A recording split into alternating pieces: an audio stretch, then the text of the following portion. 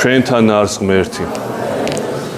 დაგვიდგა მესამე კვირა მოსამზადებელი დიდი მარხვისა, რომელსაც ეწოდება ხსენება საშინელი სამგზავროსი. და შესაბამისად ჩვენ წავიკითხეთ მათეს სახარებიდან ის თხრობა, რაც ცნობილია თქვენთვის ძალიან კარგად, თითქოს განმარტებაც კი არ არის საჭირო, იმდენად ნათელია ყველაფერი ამ თხრობაში.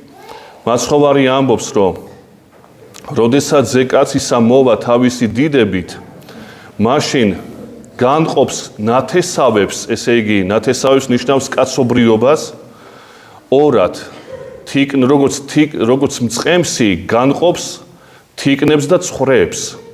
ცხვრებს დააყენებს მარჯვენა მხარეს, ანუ მართალთა სულებს, მართალ ადამიანებს დააყენებს მარჯვენა მხარეს, ანუ ცხონებულებს და მეორე მხარეს, მარცხენა მხარეს დააყენებს თიკნებს, რომლებიც არის სიმბოლო ცოდვილიანობისა, ცოდვილი ადამიანების სიმბოლო.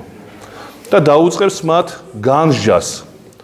მართლებს ეტყვის, რომ თქვენ რადგანაც ჩამოთვლილია იქ ყველა სხვადასხვა სათნოებები, აი ესე იქცეოდით, ამიტომაც თქვენ დაიმსახურებთ ღვთის სასუფეველს. ხოლო მეორე მხარეს, რადგანაც თქვენ არ იქცეოდით შესაბამისად, კეთილის საქმეების კეთებით არ გამოირჩეოდით, თქვენ წახვალთ სამუდამო საუკუნო ცეცხლში. აი ეს არის თხრობა დღევანდელი სახარებისა გასაგები ძალიან. მაგრამ აი რამოდენიმე მომენტია აქ გასათვალისწინებელი ჩვენს მიერ. ძალიან საყურადღებო, ძალიან მოკლედ რო ვთქვათ, ეს თხრობა მაცხოვრისა არის სიყვარულზე და სიყვარულის შესახებ. სხვა სათნოებები აქ ჩამოთვლილი არ არის. არ არის ნათქვამი, რომ შენ რწმენა უნდა გქონდეს, ან სასოება უნდა გქონდეს. საუბარია სიყვარულზე, რაც გაუკეთეთ მცირე ამადგანს, ის მე გამიკეთეთ. აი პავლე მოციქულთან ჩვენ ხვდებით ესეთ სიტყვებს კორინთელთან პირველ ეპისტოლეში 13 თავი მთლიანად დათმობილია საკითხ სიყვარულთან დაკავშირებულს. პავლე მოციქული ამბობს, რომ მე წინასწარმეტყველთა ნიჭიც რომ მქონდეს და სხვადასხვა ენებზე ვსაუბრობდე და სიყვარული არა მაქვნდეს, არ სარგებელ არ რჩემდა.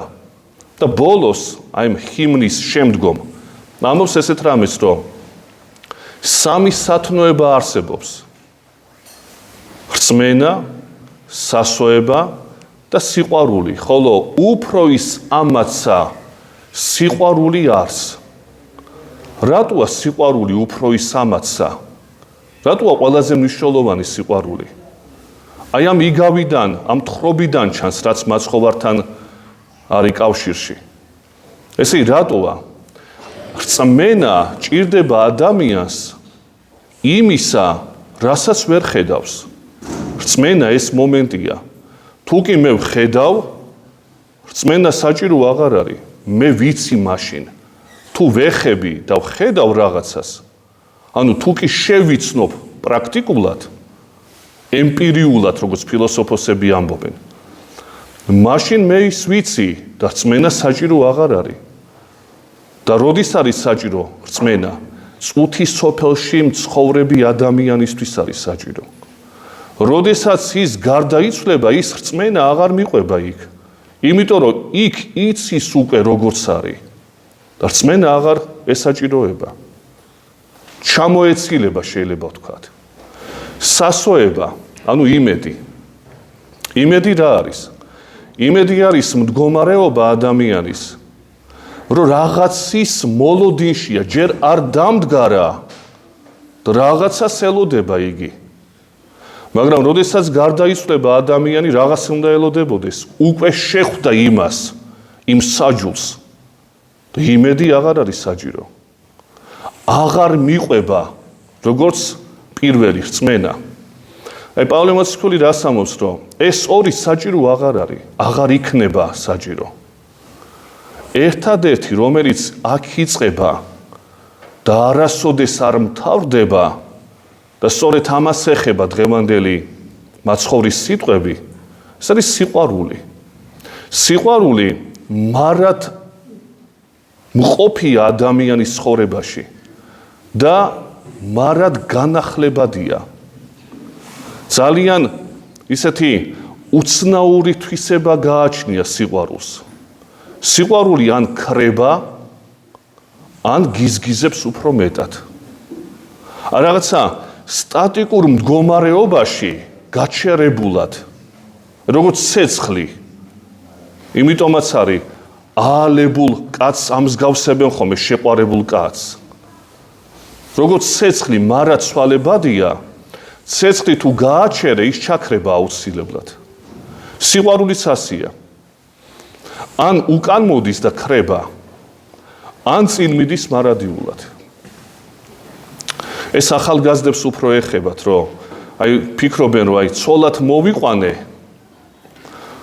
და ჩემი ცოლია, ან ქმარია ჩემი. მორჩე ჩემია და დავასრულე. ეს სიყვარული თუ იყო, ისე განელდეს შეიძლება, რომ ერთმანეთი ზულდეთ ადამიანებს. ამიტომაც ინგრევა ოჯახები. თუ მარად განახლებადი არ არის სიყვარული, მარად წახალისებული არ არის. როგორც ცეცხლი, ის ჩაქრება, სიყვარულს საკვები ჭირდება. როგორც ცეცხლს ჭირდება საკვები, აუცილებლად. ადამიანთა ცხოვრებიდან გამომდინარეობს ეს. თუ რა არის სიყვარულის ფორმულირება, თუ შესაძლებელია ამის გამოთქმა, ჩვენ ცოტა მოგვიანებით შევეხებით ამას, მაგრამ ყველაზე მნიშვნელოვანი რა არის? ამაზე, ამ სიყვარულთან დაკავშირებით, მხოლოდ ჩვენ ხო არ ფიქრობდით და არა ვფიქრობთ. ფიქრობდნენ ძველი ფილოსოფოსები ამაზე.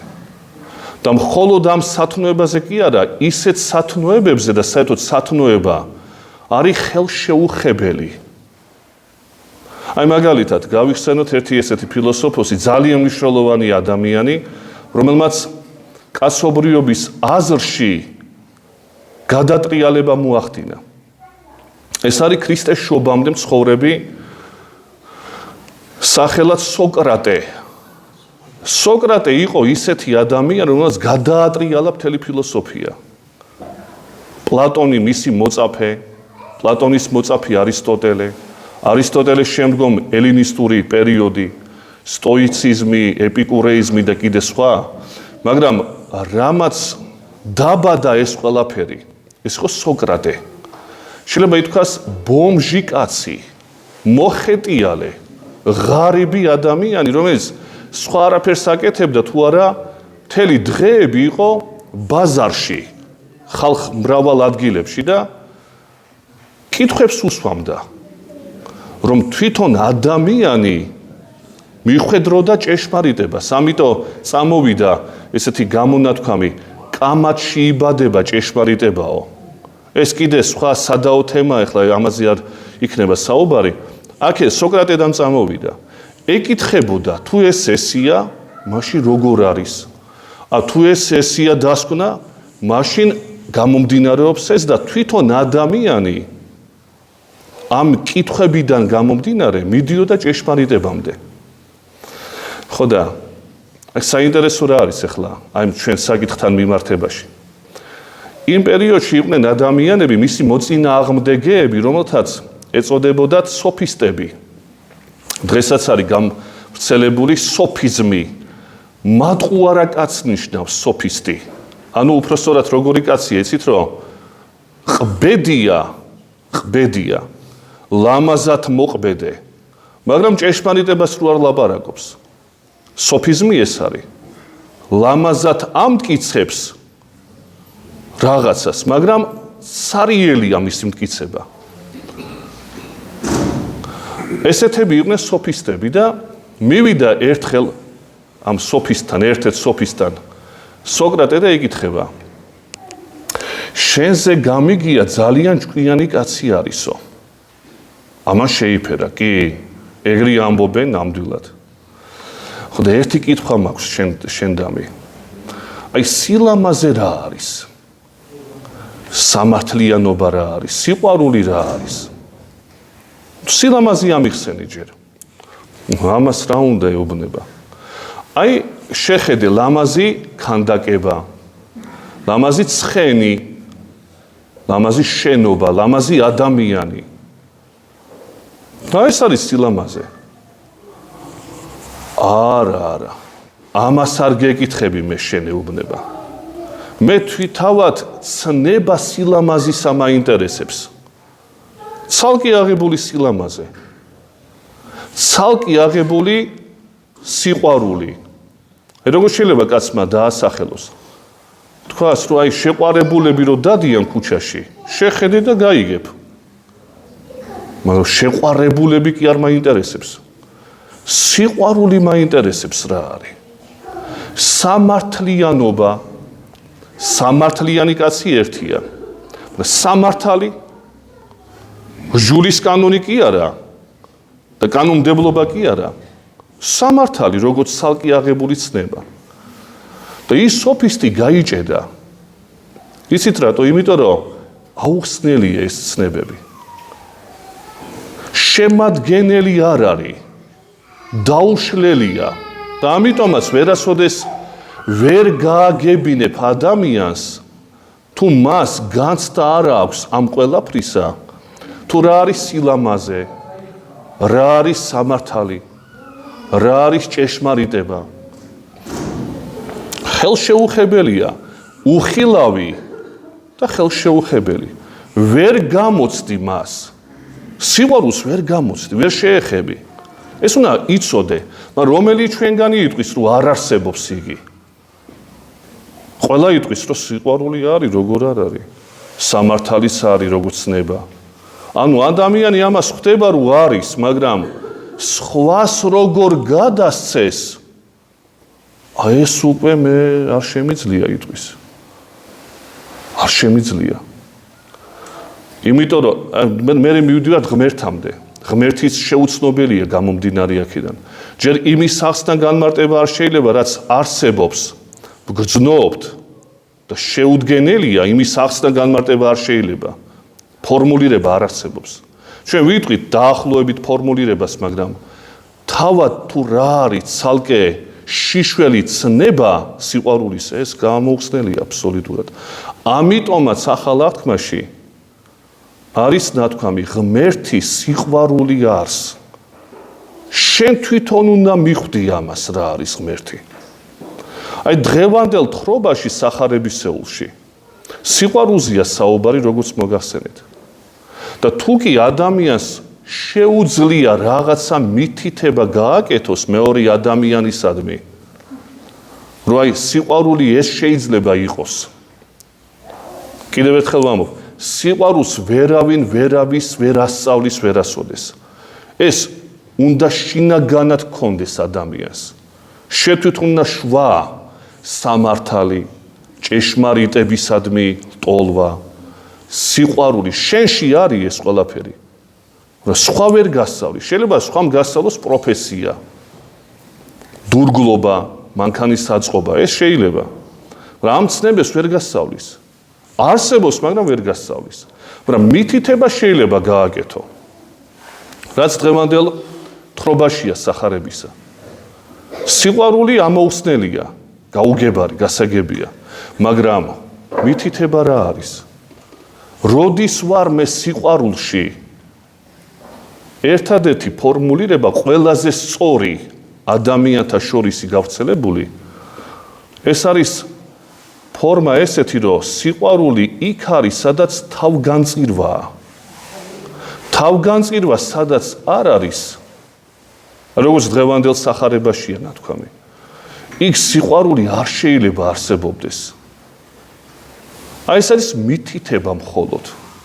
აი ეს მართალი ადამიანები, ცხოვრები, როგორ ცხოვრობდნენ მთელი ცხოვრება, სხვას უკეთებდნენ სიკეთეს, მშიოდა და მომხედეთ მე, დამარწყულეთ და ასე შემდეგ. საპრობილეში ვიყავენ, ამას აკეთებდნენ ეს ადამიანები.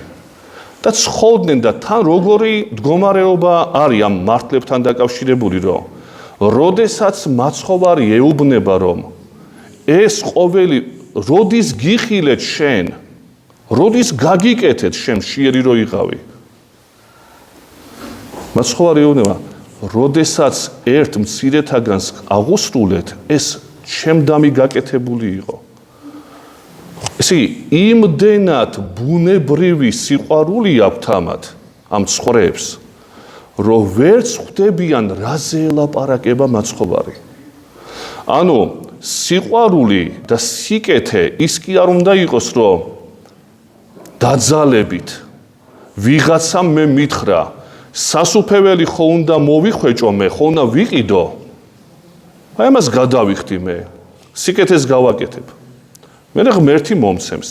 აი ესეთი გაგება არის კათოლიციზმში გავრცელებული სხვათა შორის. აი რაღაცას რო აკეთებს კათოლიკე მოღვაწე, იმიტომაც აკეთებს, რომ კეთილ საქმეებს იგროვებს. ინდულგენციები აქედან წამოვიდა შუა საუკუნეებში რო იყო ეს ამბავი და მე მარტინ ლუთერმა რო აიმაღლა ხმა და მთელი ამბები იცი თქვენ რეფორმაციის პერიოდი, ინდულგენციების წინააღმდეგ ყიდიდნენ ცხონებას შეიძლება ვთქვათ. მაგრამ ამ სახარებისეულ თხრობაში ნათქვამი არა, რომ სიკეთე და სიყვარული უნდა იყოს ბუნებრივი მდგომარეობა.